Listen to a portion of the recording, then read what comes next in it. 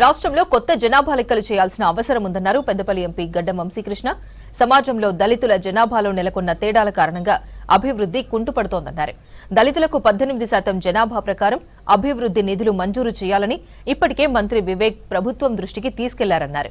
మన హక్కులు మనం సాధించుకోవాలన్నారు ఎంపీ వంశీకృష్ణ. దళితుల సమస్యల పరిష్కారం కోసం ఏ సమయంలోనైనా అందరికీ అందుబాటులో ఉంటానన్నారు ఎంపీ. హైదరాబాద్ రవీంద్ర భారతిలో జరిగిన దళితరత్న అవార్డుల కార్యక్రమంలో పాల్గొన్నారు ఎంపీ వంశీకృష్ణ.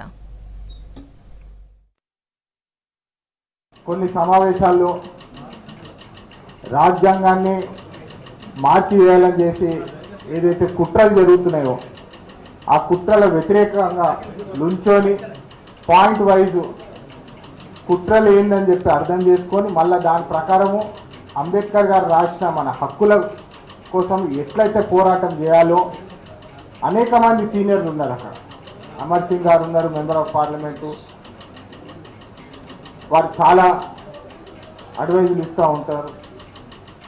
మరి అంబేద్కర్ గారు మహిళలకు ఏదైతే హక్కులు ఇప్పుడు కాదు 70 సంవత్సరాల క్రితమే వారు కాన్స్టిట్యూషన్లో రాయడం జరిగింది.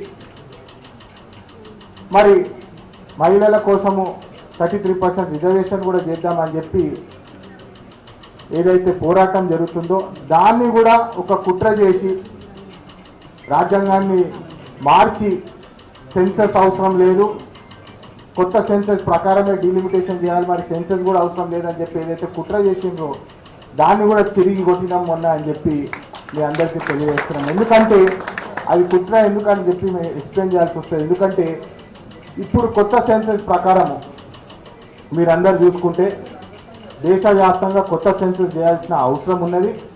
ఎందుకంటే దళితుల పర్సంటేజ్ ఎంతున్నదో, బడుగు బలహీన వర్గాల పర్సంటేజ్లు ఎంతున్నాయో ఆ నిజమన్న పర్సంటేజ్ ఏదున్నదో అది బయట పెట్టాల్సిన అవసరం ఉన్నది. కానీ వీళ్ళు ఏదో కుట్రలు చేసి సెన్సస్ అవసరం లేదు, సెన్సస్ చేయొద్దని చెప్పి ఏదైతే వాళ్ళు రాజ్యాంగంలోనే వాళ్ళు అది ఏదైతే మార్చేయాలనుకున్నారో దాన్ని వ్యతిరేకం చేయడం చాలా అవసరం ఉండే. మీరు చూస్తున్నారు దళితుల పర్సంటేజు. మొన్న వివేక్ గారు కూడా అసెంబ్లీలో మాట్లాడడం జరిగింది. 18% రిజర్వేషన్ వరకు మాది పెంచాలా, పాపులేషన్ బేస్డ్ రిజర్వేషన్స్ రావాలా, ప్రైవేట్ ఇన్స్టిట్యూషన్స్ కానివ్వండి, పబ్లిక్ ఇన్స్టిట్యూషన్స్ కానివ్వండి, మన స్కూళ్ళలో మన కాలేజ్లలో మన దళితులకు ఏదైతే రిజర్వేషన్ కేటాయించడం ఏదైతే అన్యాయం జరుగుతుందో దానికోసం పోరాటం చేసే అవసరం ఉన్నది.